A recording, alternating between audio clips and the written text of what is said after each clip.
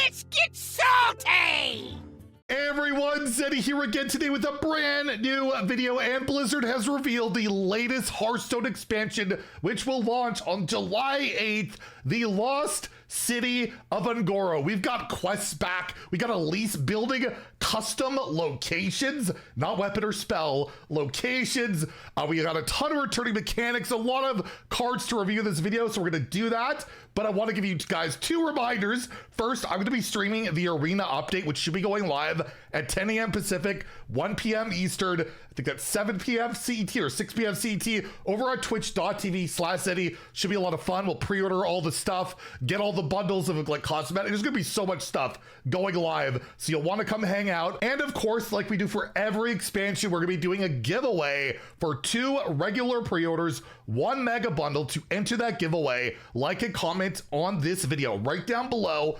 Be subscribed to the channel. Every 1,000 subs we get until every card is revealed, I will add another mega bundle, and I think we're like 5 subs, at least I'm recording this, 5 subs away from the next 1K. And yeah, that'll count. Get us to another mega bundle. So hit that sub button, make me go broke. Okay, enough of the pitches and all that. We got a lot of cards to go over. Let's start with the first one that will be going live today when that patch goes live. And Bringer Umbra, the 7 mana 6/6 neutral legendary. Were you sick of Starship death rattles and all that stuff? Well, we have Battle Cry. Trigger the death rattles of 5 friendly minions that die this game. So you can get more armor with your Starship piece. You can get some more ball hogs from your Ravenous Fell Hunter. So really good in those death rattle decks. It will, like, let's say I play 1 ball hog, it'll only trigger that 1 ball hog the 1 time, right? So you have to have 5 different minions die. It won't just proc the same one 5 times, but yeah, we've seen how strong death rattles are. This seems like a pretty greedy card in those decks, but you're proccing possibly 5 of them and getting maybe a full board, gaining armor, maybe drawing cards, or I don't know, the whole mill warlock thing with all the different amalgams, right? You have different amalgams die, they'll all count differently, I imagine. I don't know if this shuffles itself. That could be something, although Velen doesn't work that way, so I don't think Umbra would work that way. Regardless, I do think this card is going to see play in Standard for sure. With all the death rattle stuff going on, I will give this a 4 out of 5. And yes, you can play this today when that patch goes live. In Wild, might be a bit too slow, but imagine with Mechathune, isn't that broken? But yeah, you have to have, you know, a lot more time in Wild, but there's possibilities. There's so many more crazy death rattles there. It's 7 mana in that format, but I'll still give it a 3. There is still possibilities. So yeah, log in today, make sure you get that. There are some other free cards coming, but I'm not entirely sure, so we'll check out the patch notes later today. They'll be in a couple of hours. But yes, quests return, and Death Knight is getting their first ever quest in Reanimate the Terror. It's a triple rune card with double blood and a holy rune. So you got to run that combo with quest, spend 18 corpses, which is quite a lot. Reward, you get Peterox the Bone Terror. And that guy is a 5 mana 8/8 undead beast with death rattle. Open Terror's Grave. It has death rattle. Resummon Peterox in the location itself. Yeah, the Terror's Grave, 5 mana, although probably not very, doesn't mean a ton, but it has 2 durability, and you deal 4 damage. That could go face to a minion, to your own face if you're weird. And then once you've used those 2 uses over what's like a couple of turns or 3 turns, you will resummon Peterox and get an 8/8 they've got to deal with. If this gets silenced, of course, or sapped or poofed in some way, then you'll lose that location. There, if you have the tech card to destroy the location, you're gonna get Peterox back. So only really weak to silence and all that, but you got to complete the quest, then you get this going. It's potential infinite value on your 8/8 and damage.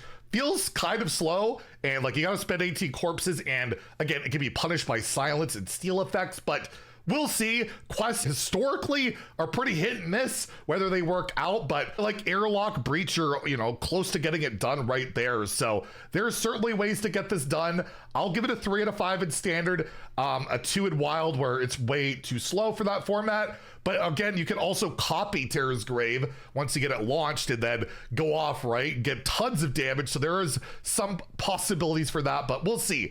At least it's not one that says win the game like a lot of those old quest lines. And we have one more quest to go over, the Shaman quest of Spirit of the Mountain, where you have a quest of play 7 minions of unique types. Reward is Ashelon, so you gotta play 7 different tribes, or if you have 7 different amalgams, they would count, right? But that's a minimum, you gotta play 7 minions, so that's a bit of a requirement. And your reward of Ashelon Ridge Guardian is a 5 mana 8/8 elemental beast with Battle Cry, adapt twice. Yeah, that's right, adapt. Coming back from the original Ungoro. I'm not sure, this might be the only card adapt is on. Regardless, for the rest of the game, give minions you play, so not summon, those adaptations. So you can adapt to get like Divine Shield, Wind Fury. Every minion you play for the rest of the game has that effect. There's no charge. I'll just show the adapts you can get. It's like +3 attack, +3 health. You can get some spores. I believe there's like elusive and a ton of different things. Taunts, you can get taunt and all of that. So you're getting like infinite effects on that, which can be super strong. And you can play Ashelon with Shutter Block. Then you can adapt twice, 3 times, and you can't get the same adapt multiple times as well. They've coded it that way. So this is a card where kind of like, if it goes off, can kind of just win the game. Getting like Divine Shield on everything or getting Wind Fury on everything is super strong. You can't get Rush or anything like that, but Wind Fury and Divine Shield are just really, really terrifying, or just +3 attack, a bunch of health. I think this is really strong. The only thing that's holding it back, yeah, you gotta play 7 different minion types and do all that. So I'll give it a 4 out of 5 in standard. It might be too hard to get complete and like get, you know, by the time you've completed it, you're out of minions to play. I don't know.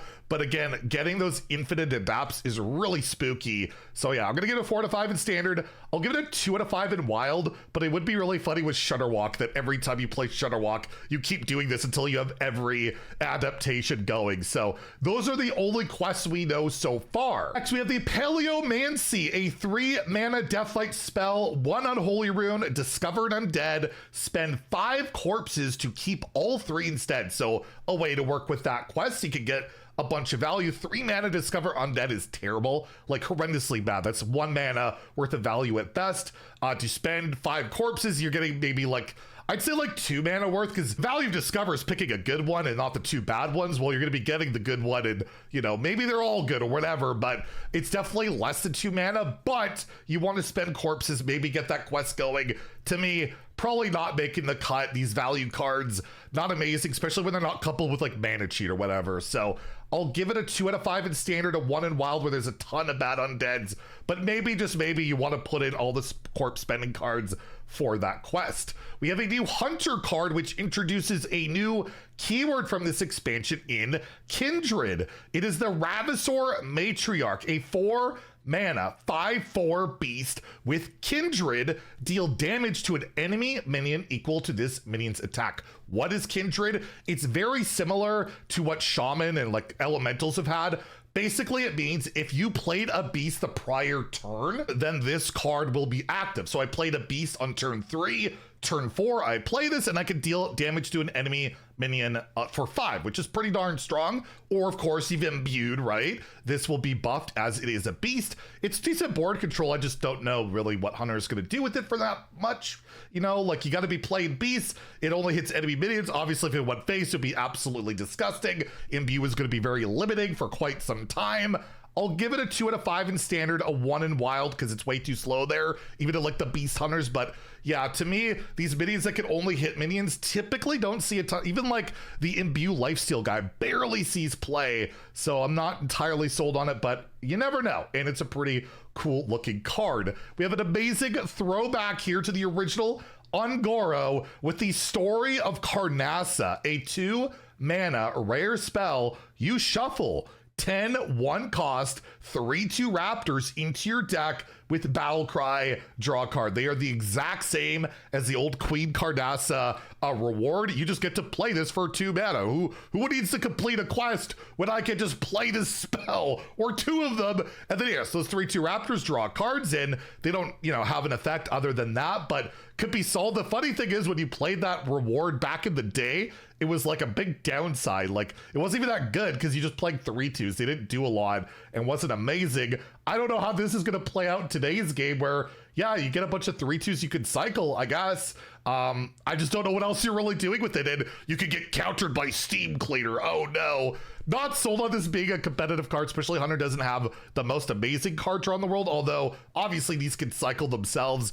I'll give it a 2 out of 5, but again, who knows, right? This one's so out there, so pretty crazy for a 2-mana card. I just don't know. It's so hard to evaluate. In Wild, it definitely gets a 1 from me because, again, slow and all that good stuff. And we have some priest cards here, starting off with Grave Dawn Void Bulb, a 4-mana shadow spell. Summon a random 4-cost minion and give it taunt. Kindred, do it again. So if you're playing a Shadow Priest deck, you played a shadow spell the prior turn, right? This works for spells too, not just minions. You will get an extra 4-cost minion and give it taunt. So that's 2 4-drops on turn 4, or possibly, I guess, turn 3 if you coin this out, you played a shadow spell on turn 2. That could be really good, and they get taunt, so your opponent can't ignore it.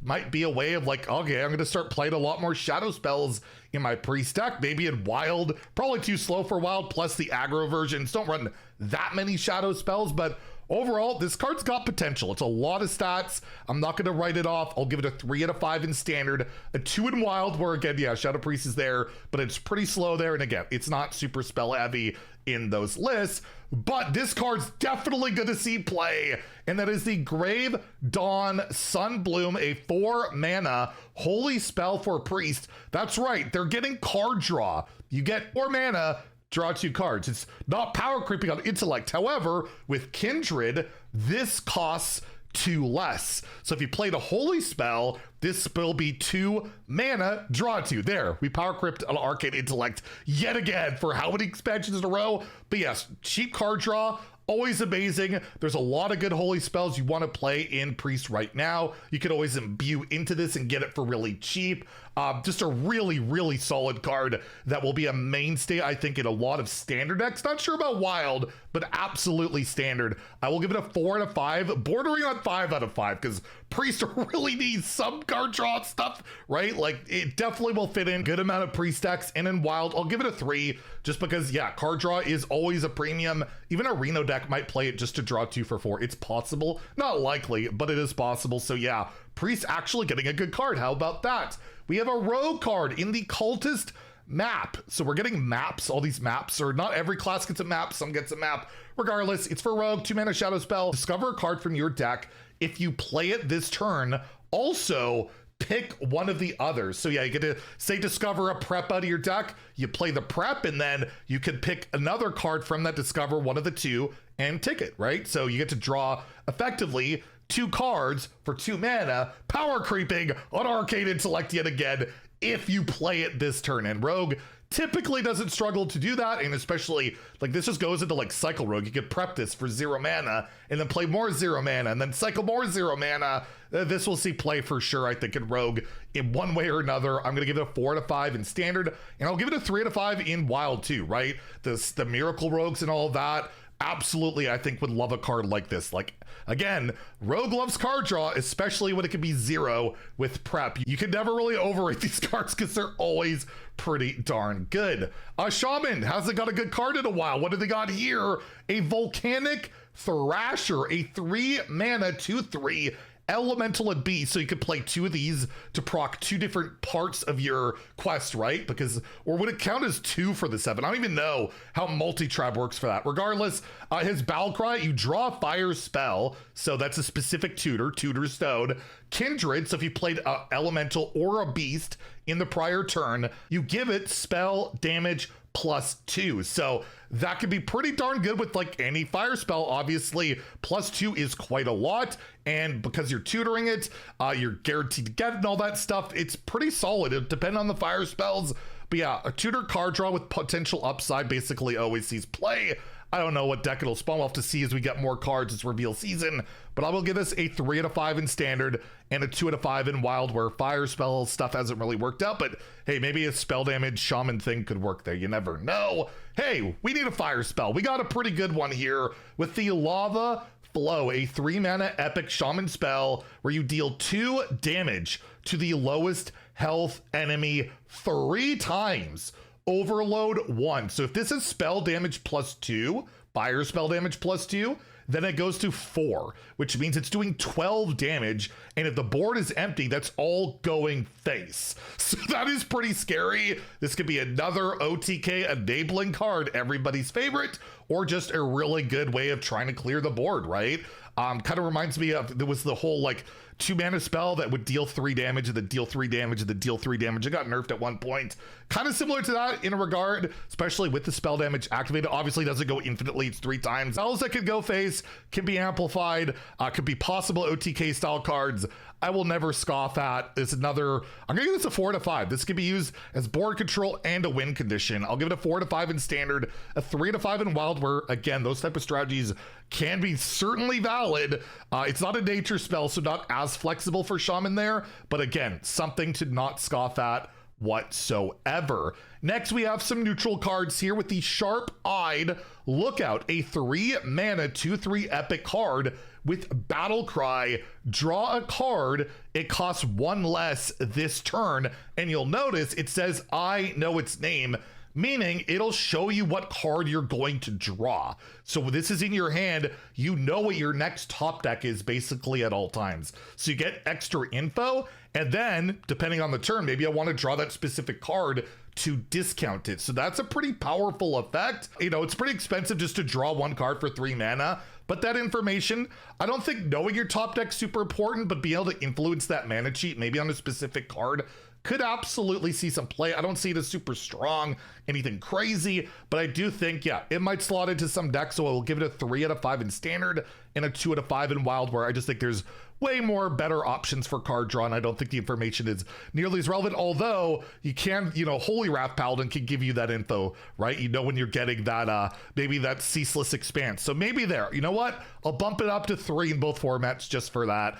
Pretty solid card. The Ancient Peterox, the 4-mana 4/4 beast, throwback to, I think, the Ravenous one way back in the day. I think it was a Warlock card. Was it a Warlock card? I don't remember. Anyways, well, actually, yeah, it was, because I could only play Warlock. Regardless, Battle Cry, choose to gain stealth until your next turn, elusive, or win fury. So those are all old adapts you could get, and instead of having to destroy another minion, you just get the effect on itself, right? Play a 4-mana 4/4 stealthy, win fury or whatever. That's pretty bad. It's not great, but it's a cool little throwback to the original Ngoro, but I doubt this sees any constructed play at all. Maybe in that Shaman quest, I guess, but I'm gonna give it a 1 out of 5 in standard wild. Just feels like a throwback kind of pack filler. Neutral, we have the Dissolving Ooze. This is a really cool card. 3-mana 3/3, Battle Cry, destroy a friendly minion, spit out the bones of its attack and health into your hand. And what that is, I believe it's like a 2-mana spell that you can use to buff up your other minions. So it can be a really giant minion on the board, maybe like a 0-mana giant, kill it, and then buff up something else, right, on the board. You could do that. Could lead to like possible burst decks. You don't really have cheap charge anymore to make that work, but there's some possibilities with it. Obviously pretty good with like a death rattle minion, right? You're destroying it. So there's always possibility for those self-destruction cards. I just don't really know what it goes into, but yeah, this is absolutely got to be a Leo card, right? Anyways, I'm gonna give it a 3 to 5 in standard, just because you never know with these synergies and what it could do in wild. Probably too slow again, so we'll give it a 2 in that format. We have the Tortolid, or Tortolid Storyteller, a 2-mana 1/2. At the end of your turn,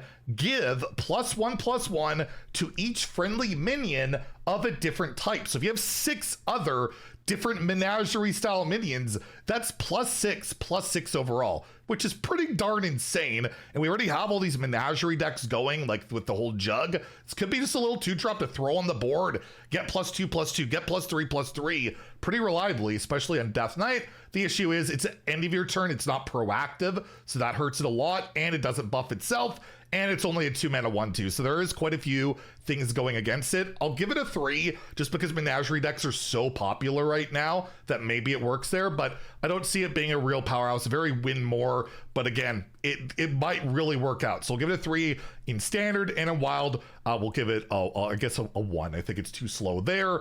And we have the Blob of Tar, a 4-mana 2/4 elemental. It is poisonous and taunt, and you get Death Rattle, summon a 1/2 blob with poisonous, and a 1/2 blob with taunt. So it kind of just splits in half, and half of it gets the poisons, half of it gets the taunt. Pretty little cool card. Feels like a nice arena card, right? Feels like a nice little arena card. Not much else than that, but it is pretty annoying, right? It is a pretty annoying minion to get through, and that 1/2 poisons is kind of protected after this die with taunt.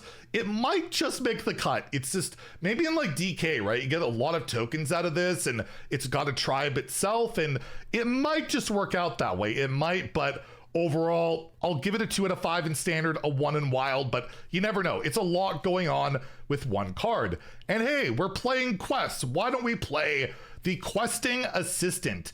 2 mana, 3/2, Battle Cry. If you play the quest this game, deal 2 damage. So as long as you've played that quest in your opening hand, you can deal 2 damage to a minion. It can go face. It can be 0 mana with Shadow Step, because that's what I always think about. And yes, that seems pretty darn effective. Thankfully, it's not 3, so it's not like super insanely efficient, but yeah, this could just help you fight for board playing quests. It doesn't have a tribe, so that hurts for Shaman, of course. But overall, it's going to see play in quest decks for sure, and I'll just wait for Rogue to abuse this, right? It'll find a way with Shadow Step and 0 mana. We don't know the Rogue quest. Lord knows I'm terrified of it.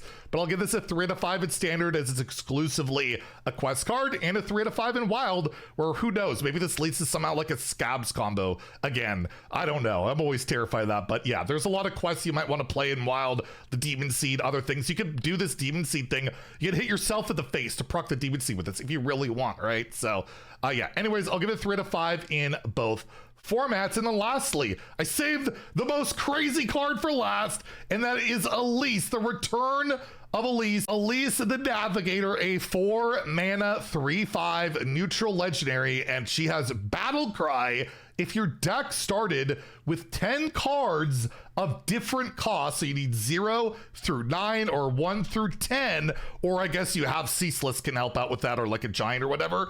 Anyways, craft a custom location. So just like the old days where you had like the 1 mana, the 5 mana, and the 10 mana potions or weapons, or I guess we have the golems from the old Kazakus thing. It works for locations. You can have like the 1 mana Ungoro Jungle, the 5 mana Terror Run, the 10 mana Fire Plume Ridge. So let's go through all the effects you'll be offered. You're not guaranteed to get, all of them. You'll get to pick 2 different things, and you'll get 2 different discover options for them. You can't be offered the same one twice. So starting off, we have the Bursting Geyser. This is for the 1 mana location.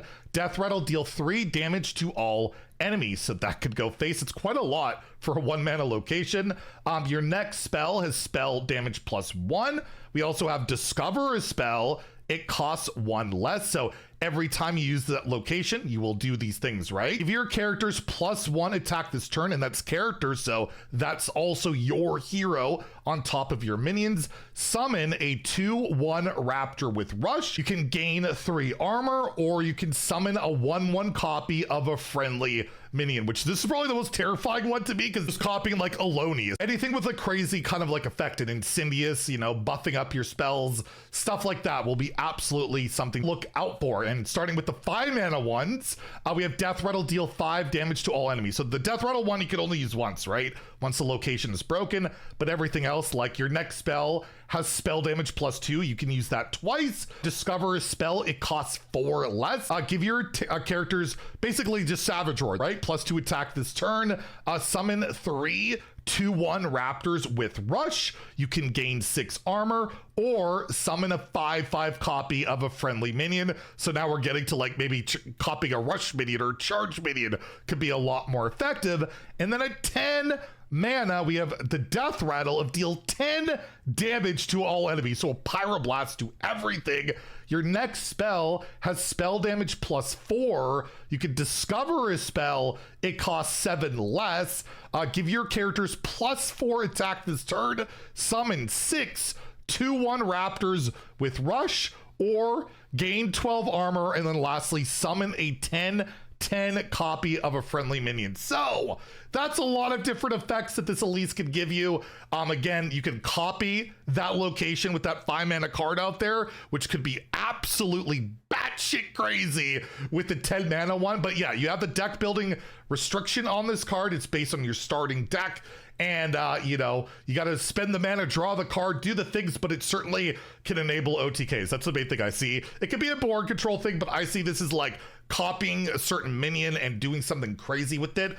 But at the same time, you're not guaranteed it. And if you whiff on that, then you're screwed on the most part. So there is flexibility with like the death rattle of it all. And I think this is going to see play. The deck building requirement is for sure significant, but we see a lot of decks that play a lot of different cost stuff, especially like Spell Damage Druid right now, or DK deck or whatever, right? You could copy your big ass starships with this thing too. You can do a lot of stuff, and I think Elise will see a considerable amount of play this expansion. I will give her a 4 out of 5 in standard, a 3 out of 5 in wild. Why not? Let's get crazy. Shutterwalk time, infinite locations. So yeah, that's a lot of cards. I believe that is it for today. There will be patch notes later today, so stay tuned for that. And again, reminder, I will be streaming today, 10 a.m. Pacific on twitch.tv/Zeddy, trying out the Underground Arena and seeing all the pre-orders and all that stuff. Get in that giveaway. If you enjoyed the video, please like and subscribe. Have a great day and stay salty, my friends.